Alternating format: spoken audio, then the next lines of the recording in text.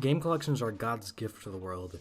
You essentially just pack a bunch of games onto a disc or cartridge, and bam, you just save thousands of dollars worth of shelf space. A lot of game companies would do this, and still do. A famous example of this would be Super Mario All-Stars for the SNES, which packed the 4 core NES Mario games into one single Super Nintendo cartridge. A pretty novel concept at the time, but I don't want to talk about Mario. I want to talk about the fishing lore from Sega Bass Fishing. Sonic game collections have been around since the dawn of time, or more specifically, 1995.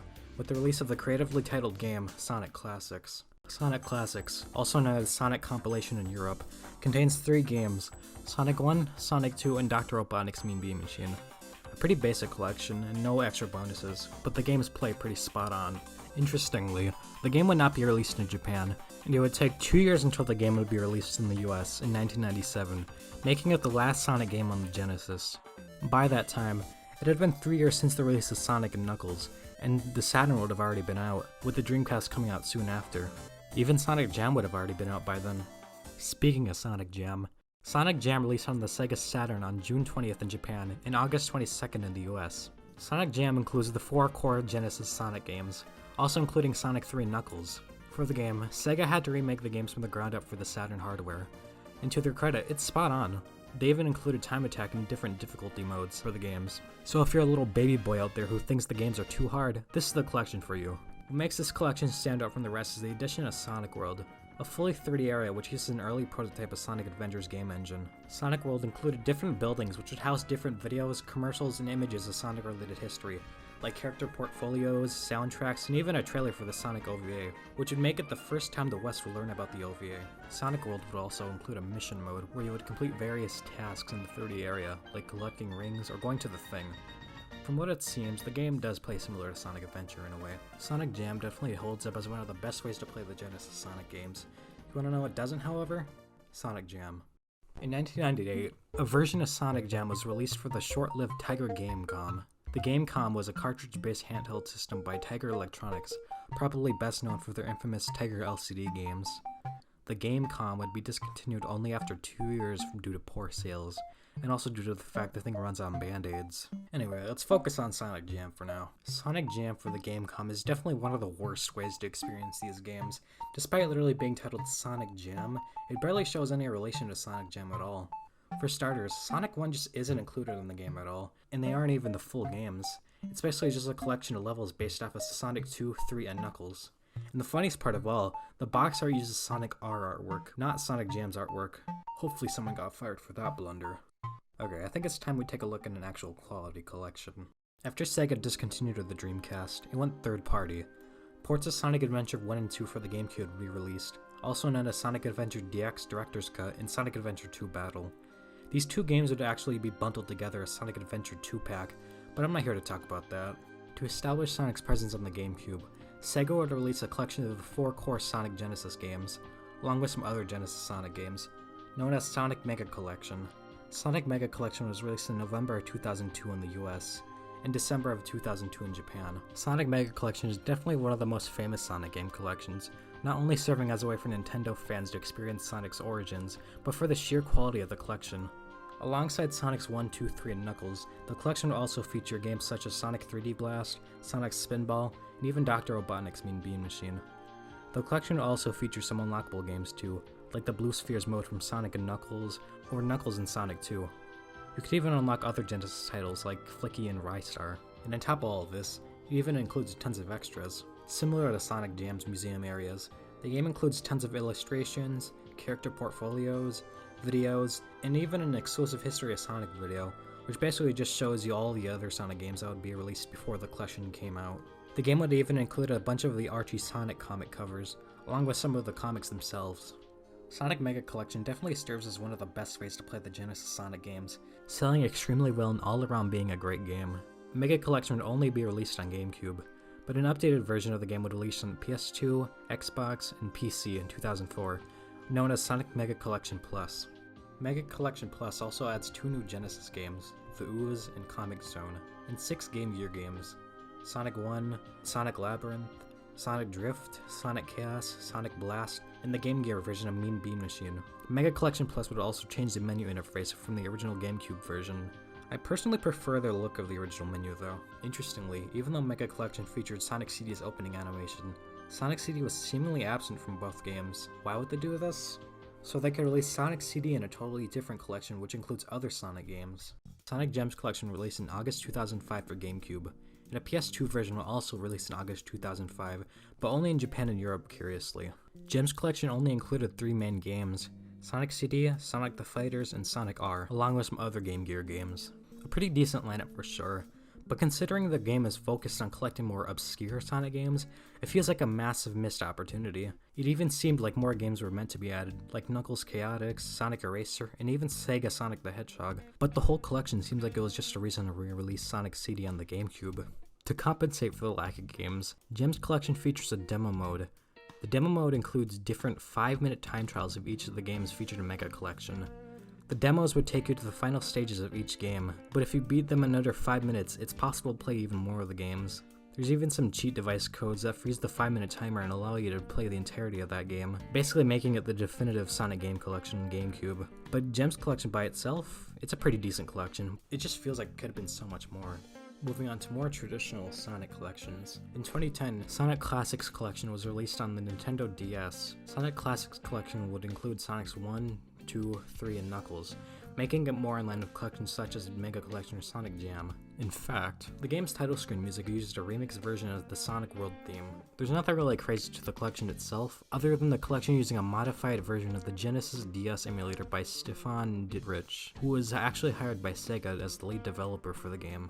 And in similar fashion to Sonic Gems collection, it seems that more games were planned for the collection at some point, but were seemingly scrapped, probably due to the DS's hardware limitations. Classics collection will also feature a gallery section, which, interestingly enough, uses some of the illustrations that would be used in Sonic the Screensaver. Pretty interesting stuff. Other than that, it's a pretty basic collection of games, but just the fact it was able to fit on the DS was pretty impressive for its time. Anyway, let's go back in time for a bit, and take a brief look at some of the many Sonic game collections on PC. Starting off, Sonic and Knuckles collection was released in 1997. The collection would include Sonic the Hedgehog 3, Sonic and Knuckles, and Sonic 3 and Knuckles as God intended it, in a Blue Spheres mode.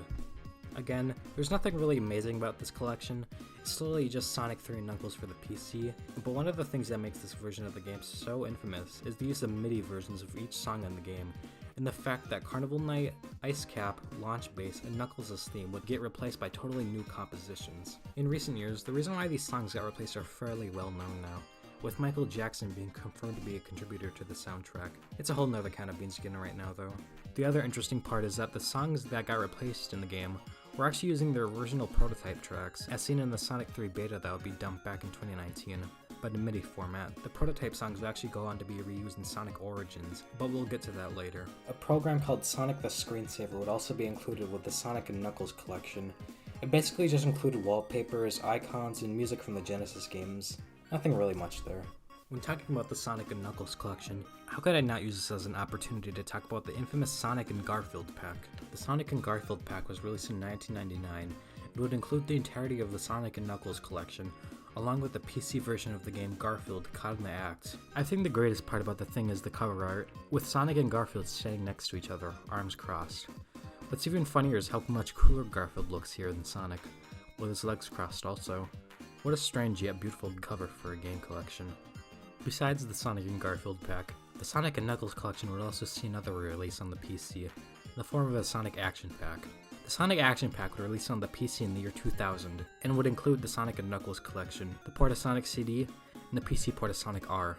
Again, nothing really much to this collection, it's just the respective games bundled together in a box, in separate jewel cases. There was actually another release of the Sonic Action Pack, known as the Sonic Action 4 Pack, released in 2001. The only major difference between the two collections is the inclusion of the PC version of Sega Smash Pack 2, which included various Genesis games, including Sonic 2. This would bring the game total up to 14 different games, a whole lot of games for a pretty good value. However, there's one collection that surpasses the amount of games featured in Action 4 Pack, by more than double. Introducing Sonic PC Collection. Sonic PC Collection is by far the largest Sonic game collection ever released. It was released in 2009 and only in Europe. The collection features 29 different Sonic games, of those including Sonic Adventure DX, Sonic Heroes, Sonic Riders, and Sonic Mega Collection Plus. It may sound like a fairly small collection, but once you consider all 12 unlockable Game Gear games from Sonic Adventure DX, and the 14 Genesis and 6 Game Gear games of Mega Collection Plus, you get a total of 29 different games. On top of all this, in 2011, a special 20th anniversary version of the PC collection was released, which would contain an exclusive mouse and mousepad with the package. Absolutely terrifying. Now that we've gotten that out of the way, we can now look at the most recent Sonic game collection, Sonic Origins. Sonic Origins is somewhat of a controversial game, with a seemingly rushed development cycle and a harsh work environment based off of stealth suites. But I just want to focus on the game itself and not the history behind it, because that would probably take a whole nother video. Sonic Origins would release on Nintendo Switch, PS4, PS5, Xbox One and Series X, and Steam on July 23rd, 2022 to celebrate Sonic's 30th anniversary. Technically 31st, but I don't really care. The game would include Sonic 1, 2, CD, and 3 Knuckles, making it one of the first collections to feature all the mainline classic Sonic games in one package. Other than that, Sonic Origins is also the first time games like Sonic 1 and 2 would get their widescreen versions made available on other platforms other than mobile devices, and the first time Sonic 3 Knuckles would ever get a widescreen port at all. Similar to Sonic Mania, Tyson Hess would make different animated cutscenes for each of the games. These are extremely high quality animations, and definitely show that there were some passionate people working on the project. Sonic Origins would also include a ton of extras, similar to the likes of Sonic Mega Collection or SONICGEMS, mostly ranging from illustrations, concept art, videos, game soundtracks, and even some different game modes, like a mission mode, boss rush, and a mirror mode that flips the game sideways. Some pretty neat things, but once you realize that a lot of these things are locked behind DLC paywalls, it becomes to get a bit confusing at times. Sonic Origins will launch with 2 different versions, the base game with none of the DLC, and the Digital Deluxe Edition, which included the Premium Fun Pack and the Classic Music Pack DLCs respectively. The idea of locking some pretty simple and basic features behind a paywall is pretty stupid, as you might suspect, which causes a lot of criticism towards the game. That wouldn't be the end of the criticism, however. Since the games are built on different engines than their original counterparts, it would cause a few bugs and glitches to appear within the games. As I mentioned earlier in the video, the original prototype versions of the songs would be reused in Origins. This of course wasn't a very popular change, but luckily mods have solved this issue. Personally, I like the original prototype tracks, but they just sound horrible in Origins. Speaking of audio quality issues, the entire game suffers from the audio being muffled or sounding louder than it should. In other words, Sonic Origins definitely isn't a perfect collection. It suffers from many bugs and glitches, and a serious lack of polish. I haven't personally experienced the game myself to really go in depth with these issues, but it seems like with the upcoming release of Sonic Origins Plus, these issues could be possibly fixed, and could actually be one of the greatest Sonic game collections, but we'll just have to wait to see. And that about wraps it up. Sonic game collections are definitely an interesting subject, ranging from pretty high quality efforts to more questionable efforts. Please like and subscribe or whatever YouTubers say. Hopefully you enjoyed this video as much as I did making it. Shout out to Sonic Retro for providing a bunch of information about these games. This video wouldn't be possible without those absolute lads over there. You've earned a tip of my fedora, kind stranger. Anyways, I'm just gonna let the video fade now. Goodbye.